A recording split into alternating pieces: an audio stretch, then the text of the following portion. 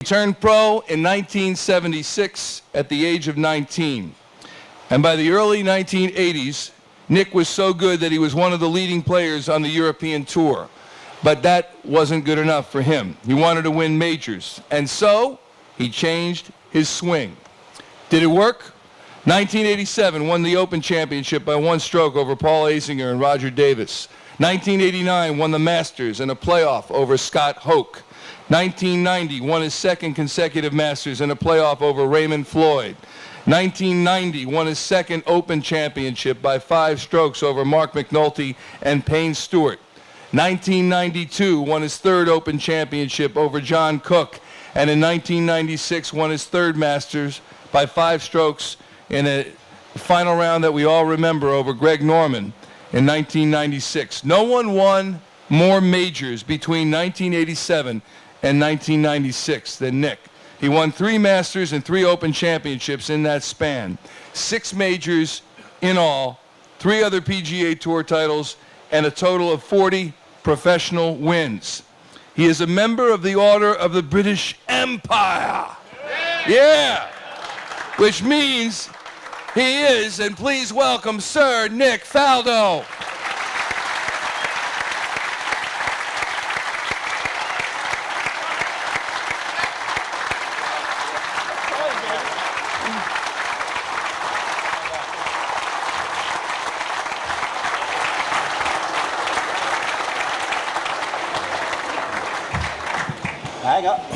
Here we go. Hang on, royalty hasn't sat down yet. There we go. Oh, good. Oh, that's not right. See, that's not right. Oh, Nick, I apologize. This is not your normal thread count on the chair. Yeah, I know, exactly. We're doing the best we can. This is lovely. It's little thin on the gold lace, isn't I'm it? sorry. Yeah. We'll work on that for next year. But we're thrilled that you're here. And actually, Nick said, please ask me, right off the bat, not what I had planned. He said, please ask me about Fanny Sunnison, my caddy. And there we go. All right. Let's start with that. It just can go downhill from there. You're giving away all my secrets. Okay. You're meant to feed that in. That's why we're here. Yeah, exactly. We want to hear them. Oh, no way. We'll start the evening with... hopefully some of you remember that I was one of the first to have a professional lady caddy in Fanny Sunnison, Swedish. Yeah, and... It was quite, everybody made a big song and dance out of it, but to us it was absolutely fine. We went off, she was very professional. And it reminded me of the very first week we started work was in literally the first weeks of January 1990. And we flew over to Orlando, to Lake Nona, to start practicing for the start of the season. And I was staying at the club then, and Fanny was staying at a hotel down the road, and I unpacked all my stuff, and I realized I'd left my toothbrush, forgot a toothbrush. So I said to Fanny, could you buy me a toothbrush, you see? So she said, sure. She goes back and then she calls it, what type of toothbrush do you want? She said, do you want one with hard bristles or soft bristles? Now, some of you get it. It's in England. These are bristles, you see. So I said, Fanny, I said, you can't say that. I said, exactly that. I said, in Britain, these are bristles. She said, you don't want the soft ones then. So I thought, we're going to do all right. We'll get on fine. How did the two of you meet that you would hire her as your caddy? At a toothbrush salesman store. There it is. Yeah. And with Something that, like that. Yeah. we move on. Yeah. All right, many of these kids from the first tee have sports idols that they try to emulate. Can you let us know who was your sports idol growing up and why? Mine was Bjorn Borg. Was my first guy I watched. And they've just done a fabulous HBO documentary. If you watched that, Bjorg, Fire and Ice. How cool was that? I got the last 45 minutes of it just the other day. I loved the way that he dealt with everything, how he was such a cool customer, and never met him through our era, only met him as you do at Buckingham Palace. Quite. Quite. Yeah, in about 96 or 7, he was playing a charity event at Buckingham Palace with McEnroe, on the back lawn, as one does with, Majesty. And so I met him finally there, and then so it's quite fascinating. And that man was, then I've later learned how physically and mentally strong he was. He literally would hit balls all day. And then he'd pick up his friends and put them on his shoulder and run around the court, 100 times to train himself. And, he had some amazing mental strength. Bjorn Borg. Bjorn. Yeah. It strikes me that when I was about to come up here, and sometimes I do it before I go on the air, I get ready to get focused and get passionate and get... But in golf, you don't... In golf, that doesn't work, does it? No, you it have to doesn't. be calm. We have to do the opposite. We listen to psychology tapes and things like that, and meditate and get ourselves in the zone and get zenned out and all those sort of things. That kind of works. What did you do to prepare? Are you up? Are you there? I stayed awake. What did you do to prepare when you played? Did you really listen to tapes? No, it's funny. In my best time, in my best era, yes, I was listening to meditation tapes, that sort of things, visualizing the day, all that. And I do that twice. Once you do that twice a day, you do it in the morning and the evening. So it was. I was really exciting to be with, yeah. Mm-hmm. I'm sure. You've changed. What other sports did you play? I played everything, and I described myself, I was a sportsman looking for a sport. I did everything through school, and as you said, I then saw the Masters on television, and probably what struck me more was the color. I mean, I only got a television when I was 8, and I think we got a color television when I was 12. And so this was 13 and a quarter. I watched the Masters on TV and thought, wow, this is... And I literally went to my mum and dad next morning and said, I want to try golf. I knew nothing about it. And my mother says, well, you need a haircut first. So she got one of those Fortnum & Mason's, pudding bowls and stuck it on my head and cut around it and sent me off to the golf club. And I booked my 6 lessons with the assistant pro. And he said, okay. And I said, right, I'm ready. He said, no, you start tomorrow. First lesson's tomorrow. I said, I was ready. I wanted to start. So that's, and then the funny, interesting thing was my next door neighbor gave me 2 clubs. I didn't have any clubs gave me a 7 and 8 iron, and I went off and beat balls and had my 6 lessons. And then my parents bought me a half set of clubs for my 14th birthday in July, and they were called St. Andrews. Very interesting. And that was it. I played my very first round of golf on my 14th birthday, and an unfortunate thing through that was I'd practiced for 3 months, so I'd got over, topping it, shanking it, missing it. So actually I could play. I think I shot 63 or 4. No, sorry about Get out 80. Of here. 80. Well, I was just going to ask. I know I shot in the low 80s, something like, but I didn't know about it. I know I never forget, I 3-putted the 3rd green, and I said, that's stupid, I'd never do that again. And then, and I lost 3 balls, I think, but I didn't know the rules, I didn't know the penalties for that. So, but I know I hit it about 80 times, so it wasn't bad for first go. And how long did it take before the 80s turned into low 70s and 60s? I think pretty rapidly, a handicap getting cut, at 24. I think my first handicap cards I put in, of course, were for about a 12. And the club said, oh, no, we've got to put you starting at 24. It's good for you. And fine, 24, 18, and I got down. So pretty rapidly, the next part of my life was really, I was bitten. That was 14. By 15, I'd made the decision I wanted to be a pro golfer. And I decided, I wanted to leave school at 16. So that was a way you had to do it. In Britain, we didn't have scholarships or sports, opportunities like you have in America. If you wanted to pursue a sporting career, you had to leave school and head to the island. I literally headed to the practice ground and beat balls for a couple of years. Had you not been a professional golfer, what endeavor would you have chosen for your life? No, I was very interested. Outdoor life. My two rules were I wanted to be outdoors and I wanted to be my own boss. Quite funny because I now work indoors and I've got bosses in my ear all the time, which is fair. So I've ruined that. Got it right for 30 years. No, actually, I love landscape gardening, which is quite interesting. I was going down. I even looked at Forestry Commission in Canada or things like that. So kind of leans now. 30 years later, I have my own design business, so that's why I enjoy, getting involved in that. Mm-hmm. When did you realize that you could become an elite on the PGA Tour and not just part of the field?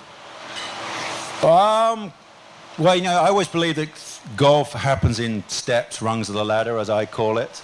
and you get different experiences, and you certainly climb up. My very first goal when I got on tour was prior to any of this world rankings or top whatever.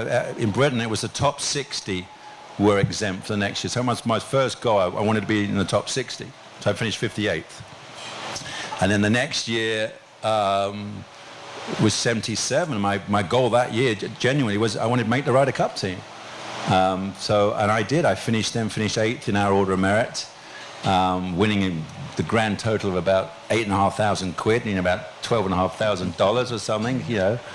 And I'll send the cat round afterwards for a whip round, you know. So, and that was really my biggest moment in my life, was, you know, making that Ryder Cup team. I played that at Lytham St Anne's, and in that era we were in transition of trying to avoid being hammered by, you know, the American team.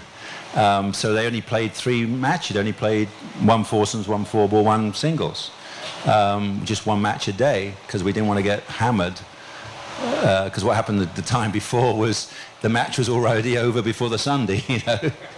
So a little embarrassing for the guys. But anyway, I had an unbelievable week. Partnered with Peter Oosterhuis, which is kind of cool that, you know, we can still tell those stories together. Day 1 we played Ray Floyd and Lou Graham. We were 3 down after the front 9, and we won that 2-1. Next day, I've got Jack Nicklaus and Ray Floyd, and I'm a 20-year-old kid, and Jack's my idol and everything. That was probably the very first time I've ever spoken to him. I'd watched him play at a few Opens, and so you can imagine I was petrified. And the hilarious thing was I was long in those days. I mean, I had one of those original, you know, Al Dilla when they first started graphite, and this was like a licorice stick, and it had about 7 degrees torque on it. You could literally twist the head around, and I could, with my temper, I could hit this thing. I hit it 20, 30 yards past Jack, and I never forget standing in the fairway thinking, "Don't look back, don't look back." He's looking, don't look back. And so, anyway, I beat Jack and Ray with Peter. We beat them 2-1, and then the next day I play Watson, who's the Open champion, and I beat him on 1 up. And I never forget, because I was then carted off to do radio and TV. It was the very first time I'd ever done like radio and TV, and I guess that was the start of you know, fame. Yeah. You mentioned your equipment, so I don't want to take someone's question here, but someone asked you, would you have been better with the equipment of today than the equipment you played with? You had an interesting answer. Yeah, I thought about that, and I would prefer to stay with what we had, you know, the Persimmon, and because I think it's just, in our day there was a couple. Greg Norman was the best driver with a Persimmon, you know, and Jack was obviously pretty impressive, and then you go to Weisskopf was awesome with the long irons, and I was right with mid irons, and Billy Casper, people like that. So you could, it was only 1 or 2 in each department. Now, because of technology, I mean, so many players can hit a drive at 300 yards. In our day, they couldn't, and the accuracy is, and if you mishit it, so what? It goes 6 yards shorter than, if you mishit a Persimmon, as we all can probably remember, how it used to hurt your fingers, didn't it? And the ball would be at 210 in the rough down the right or somewhere, and so I would have preferred to stay with equipment that was difficult, because, you know, I'd hit millions of golf balls, so I felt I was a better ball striker than him. I take it Jack was your idol? Jack was my idol, and he was very inspirational through my career. I mean, the next big moment, I played with Jack in about 1983 or something in San Diego, and he shot 63, I shot 71 that felt like 81, and I came away and I thought, how did he do that? It was so easy. You know, I didn't get it, and about 2, and then it clicked how he played, and he talked later how he could shape the ball and make, you know, if the pin was on the left, he hit it in the middle of the green and just tipped it. We call it tipping it rather than shaping it. You know, just turn it. So if it came off, obviously it was close. If it didn't come off, it was in the middle of the green. If he did anything drastic, maybe it's on the other side of the green. Get me? So his margin of error, he never really missed greens left or right. And I worked that out. That's when I started to work on my swing and wanted to learn to shape the ball. And it didn't work. And it's quite funny, because I was at Muirfield Village in 1985, and I just missed a cut. I couldn't play it. I was lost. And that's when I met David Ledbetter, and I'd actually met David before, but he was there that week. I said, right, I'm ready. throw the book at me, and he did. And 2 years later, I closed the book. You know, I literally rebuilt my swing over. I used to hit I used to hit 5 buckets of ball a day, 5 buckets of balls a day, but they were the big buckets. You know, the ones that got 300 balls in. Oh my! I tell you, yeah. Your hands. My hands used to bleed. I used to get to the end of the day. I couldn't close my hands, you know. And then I'd go off and go for a swim at 3 o'clock or something, and then I'm sure, like an idiot, I'll be back at 6 o'clock and hit a few more. Can you tell us a time when you faced adversity in your career and overcame it? Was it that, or was there something else? No, I think the one that first comes to mind was the '92 Open at Muirfield. You know, I went in as world #1 favorite, and off I go, steam. I play great. I shoot. It was quite poor Rory. Rory McIlroy, because he knew he was 13 under and he was just about to shoot 129, wasn't he, at the US Open? Guess who shot 130? Who was? I mean, I love the kid because he's been part of my. You know, I've known him since 12, been part of my series. So obviously, I love the kid, but I cheered when he double bogeyed the last because one of my records still stands. You know, so I didn't cheer when Tiger holed that putt for 19 under to beat my 18 under. So yeah, so it evens itself out. Where were we? Muirfield. Yeah, I started the last day 4-shot lead. Somehow I frittered it away. It was quite funny because I was, you know, Fanny Susan was on the bag and I was making mistakes. And always the first thing I used to say to her was that I'm all right, because obviously I felt fine, but I was making mistakes. And next time I then looked at the leaderboard, it was 15, actually 14, walked off 14, and I was 2 back. So suddenly, and I gave myself a good talking to on the way to the 15th tee, and I said to myself, you better play the best 4 holes of your life. And now when I look back, into the 5-iron I hit into 15, I hit it like that. 16 I got up and down off the back. 17 was, I hit a drive and a 4-iron, which is actually as good as I could do with the whole location, absolutely. And then the 18, and then you've got that incredible walk, which is about 80 yards. You walk from 17 green to 18 tee going, you know, 4 to win, 4 to win, 4 to... And that was brutal. And I had driving a 3-iron down the last, like, you know, the 3-iron was probably the best 3-iron I've ever hit in my life. So that, for me, I guess I scared myself and put myself into shock after it, yeah. Yeah. Has enough time gone by to tell us what you whispered in Greg Norman's ear when you pulled off one of the greatest comebacks in Masters history? Yeah, no, it's in my autobiography, which, you know, I genuinely felt for the guy. I mean, he's got a 6-shot lead. Greg was a major part of that era, and you know, could have, should have, why, never won a Masters. And you know, to have a 6-shot lead as we've shown, the pressure at Augusta is amazing. It's almost one of the events you don't want to be leading at 54 holes. I really felt for the guy. So as we came off, I said, I don't know what to say. And I said, I want to give you a hug. So I gave him a hug, and then knowing what he was facing with the media, I said, just don't let the bastards get you down. You know? So, you know, and he handled it incredibly well. I mean, I don't think I would have been as gracious if that happened to me. But I genuinely felt for the guy, because if it happened to, I'm fortunate. I've won majors, lost majors. I'm not scarred by any of my losses, and I assume that would certainly scar me, that one. Your mentality going into that final round, though, you're trailing, and I'm sure someone of your stature, you never think, well, he's going to win, but you couldn't have imagined the way it would unfold. What were you saying to yourself as you took the first tee box? No, it happened the night before. I'm doing the press interviews, and they're going, well, you know, you're 6-back, Nick, can you win? Of course I can win. You know, she got to, you know, put the brave face on. And I went home, and I thought about it. I said, you know, number one goal is if I can get within 3 after 9 holes, then it's game on. We've all seen 3 shots at Augusta is nothing. That can go in 1 hole. And that was absolutely the game plan. And it absolutely went to plan. I got the 3 back after the 9. And then you could see Greg was struggling, you know. And crumbs, by the time we get to the 12th tee, we're now tied. I walk off the 12th, I'm 2 ahead. And I go down 13 thinking, I thought, oh shit, it's mine to lose now. so honest. And for me, that was the best mental round I've ever had in my career, because obviously I wasn't as confident that particular, this is 96, even from 90 or 92, then it kind of, I was really on a roll. I had that 100% self-belief. By the time 96 come along, you've been dented a bit maybe, and I had to talk myself through the process which would happen like that.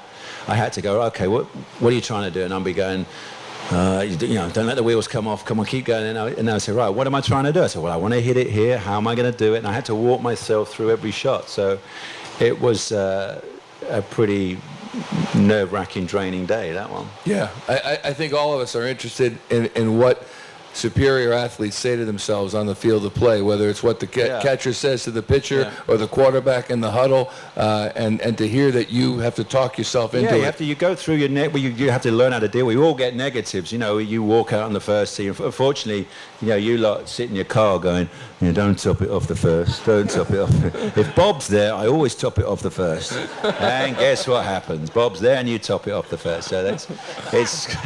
So how do you get out of that, though? How would you counsel someone to break that? You think in pictures. We think in better pictures. You visualize. Listen to me rattle on TV. It's all about visualization. Yeah, and don't play with Bob anymore. I think that's the important thing. Screw Bob. How about this? This is a screw Bob. This is a Nick Faldo quote.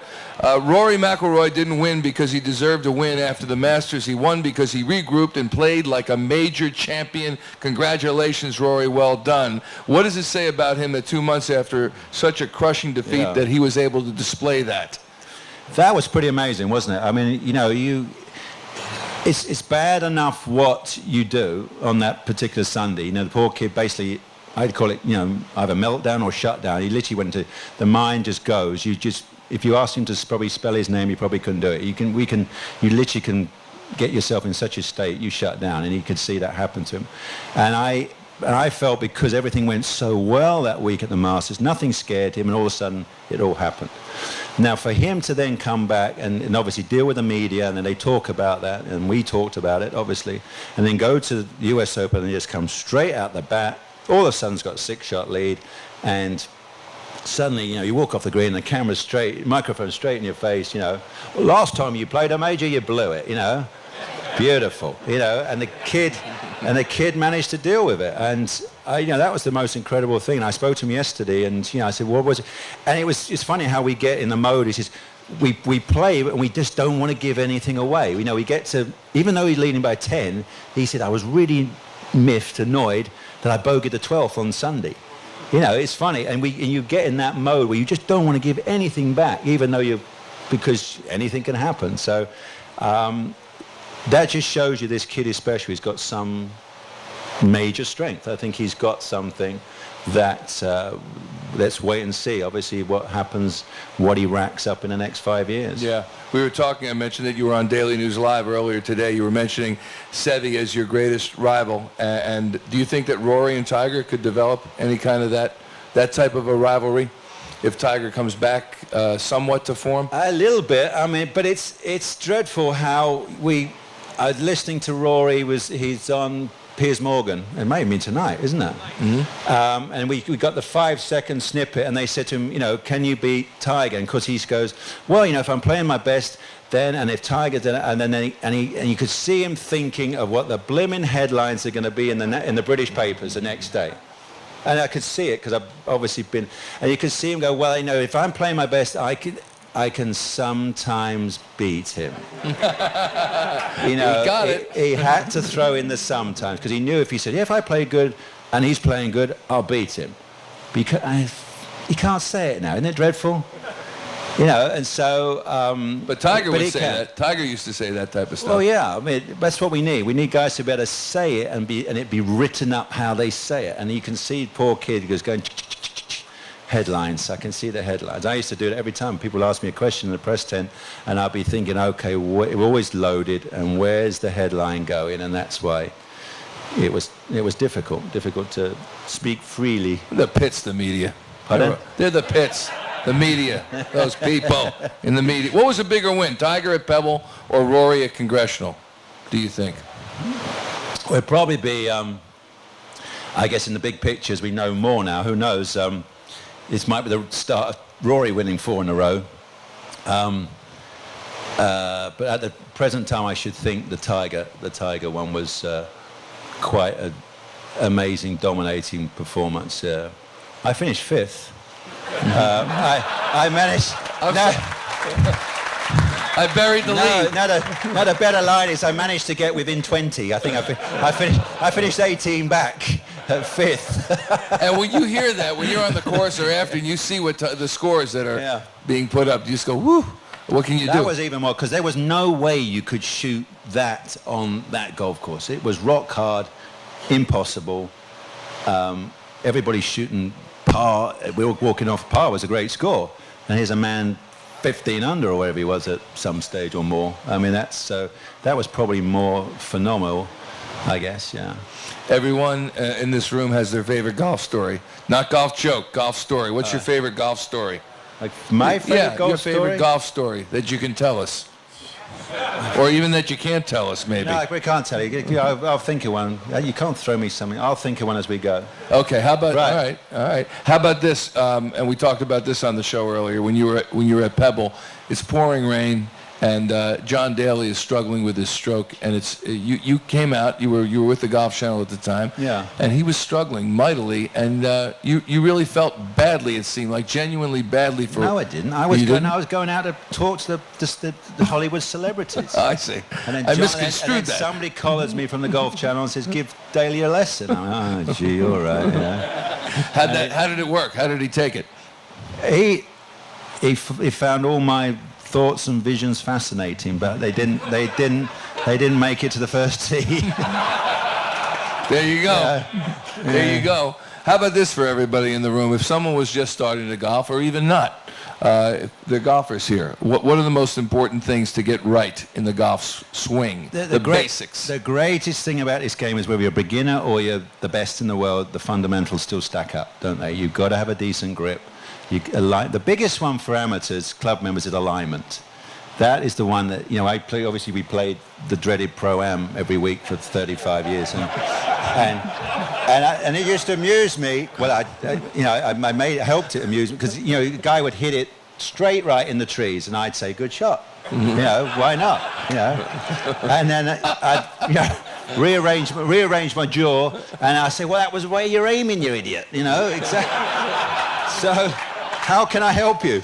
And so that was number one, where amateurs haven't got a clue where they're aiming. That's really number one. And then the other one is swallow your pride, because you cannot hit a 7-iron 195, okay?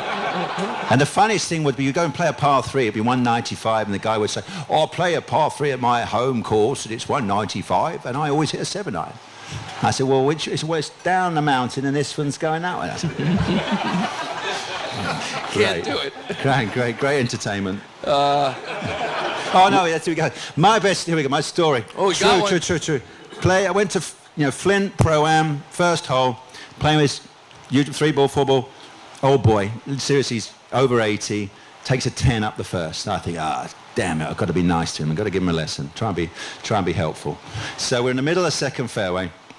And I said, now what you've got to do is you've got to try and get your weight over onto your right side.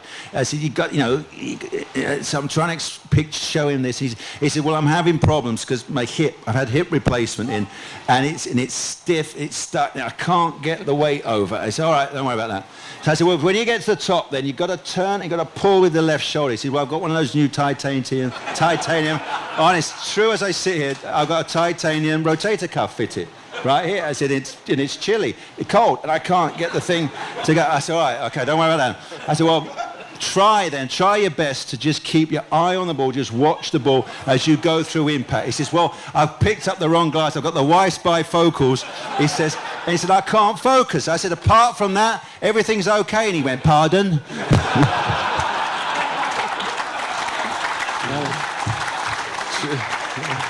So, when you walk out onto a course like this, when we walk out on the Merion... Where are we? Merion. Okay. We're at Merion. Have you played Merion? I have, but unfortunately about 10 years ago, and so I can remember a couple of the little gems. I was just talking, the little second shot at 8. And obviously I posed Hogan, finished down 18. And that was it. Yeah. when we walk out many times, we look at a course like this or a Ronamink, and it's breathtaking. Yeah. And do you do the same, or do you have a different look because it's all business for you?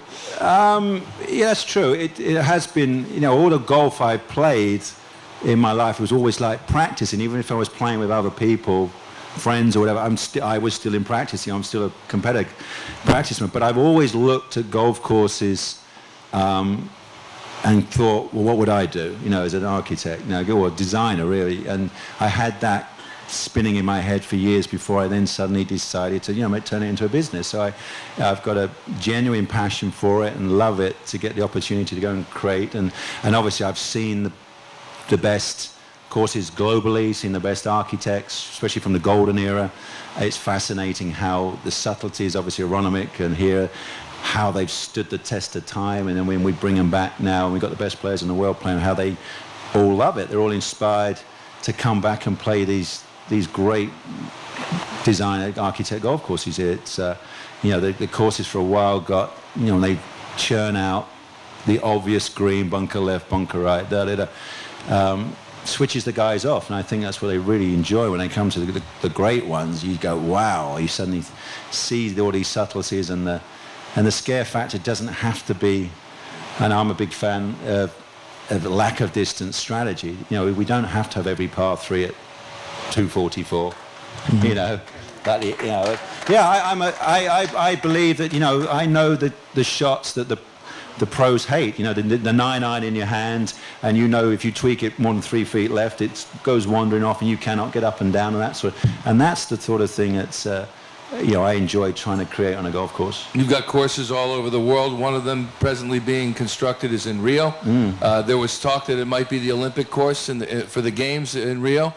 Can you tell us anything about that? My particular project. Now, the IGF have chosen a site, and they currently they haven't chosen any architects yet. I think they're going to invite we'll put us out to tender, and so obviously I would be honoured if I was, considered for that position. My particular course is least starting. We're under construction beginning of next year. We'll be finished in 2014. So just in case they haven't got anywhere to play, they can come and play my place. Yeah. That'd be good. I don't think you have a shot. Nick Faldo? No, we're not going to his course.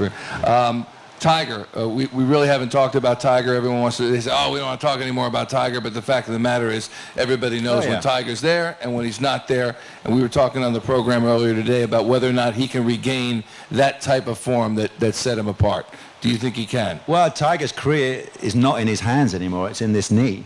That's, as I'm sure many of us know, playing this game, even with a blister on your foot, let alone a tear, a muscle tear, or this sort of thing, is extremely difficult. He has to get this knee back 100% before he can even start practicing again. It's not something like they can say, okay, it's at 85%, you can start really easing into it. But I think that's what happened to him last time after the injury at the Masters. He goes to the Players, he's just light practice, and it just shows the difference of competitive golf. The different mental and physical strain you put on your body, that it blew out within a couple of shots. So I think he's recognized this, and so this knee is controlling his golfing career totally. Mm-hmm. He's got to get it 100% to be able to go out and practice again. And meanwhile, we've seen what's happened in the world of golf in the last 2 years, how the rest of the players have, we all know what's happened with Tiger off the golf because of all the troubles. And I think the biggest effect it's had is on the youngsters of today. In the past, when Tiger walked onto the range, I'll never forget, he walked onto the range at Augusta one year. It was like a freight train, the whole aura of it. And you could imagine when I was just starting my TV career then, and I thought, wow, you can imagine what it's like for the guy he's watching. He comes in with the seat, he's got security and everything, and sure enough, wallop, he's on the top of the leaderboard. So that's what they had to deal with. Now they know Tiger's got enough on his plate. He's got to deal with that. Whatever energy I wasted on him before, I don't need to. I can use it myself, and everybody's moved forward. instead of him competing against trying to beat Phil and one other, there's generally a dozen guys, and we've seen again from the last 2 years in all the majors, guys win majors who you'd never pick out of a hat, yet they are major champions now. And that's the era that we're in, where new guys are capable to win a major. So for him to fend off everybody has got way more difficult now. So I personally think 19 is a stretch. Even though Tiger was speaking so boldly, saying, well, yeah, I'm on the same track record, same time span as Jack, but kind of missed out what's happened in these last 2 years. Mm-hmm. Before I let some of these wonderful folks ask you a couple of questions, do you have a favorite golf joke that you tell? Favorite golf joke? Favorite golf joke? Yeah, the lady calls the police station. No, sorry, the guy calls this. Who calls the police station? The guy calls the police station and says, murdered, I think you better come around. He said, well, what's up? I've murdered the wife. Oh, okay. So guy arrives at the front door, and the officer says, can I help you? He says, yes, I've murdered a wife. He said, okay, I'll make a note of that. Murdered the wife. And he says, can I come in? He says, just wanders in. He wanders in the lounge. There's golf balls and clubs lying. Oh, play a bit of golf, do he, sir? So you do. Plays golf. What's your handicap? He said, well, I'm a 14. He thought, oh, yeah, very nice. And where do you play? He said, well, I play at Ronamick. Oh, do we? We play at Ronamick. Oh, right, me. I play at the Muni down the road. He says, make a note of that. He says, so where's the body? He says, in the kitchen. Okay, we're going to make kitchen, make a note. And he goes in there, and she's lying dead on the floor. So he says, so what happened? Well, she was unfaithful to me. Well, yeah, all right, unfaithful. He says, so how did you kill her? He said, well, I hit her with my golf clubs. Oh, hit her with clubs. What do you hit her with? He said, well, I hit her with a 3-wood, 3-iron, 6-iron, 9-iron, a putter. So, 3-wood, 3-iron, 6-iron, 9-iron putter. He says, how many times you hit her? He said, oh, I don't know, 12, 13, 14. He said, I'll put you down for a 5.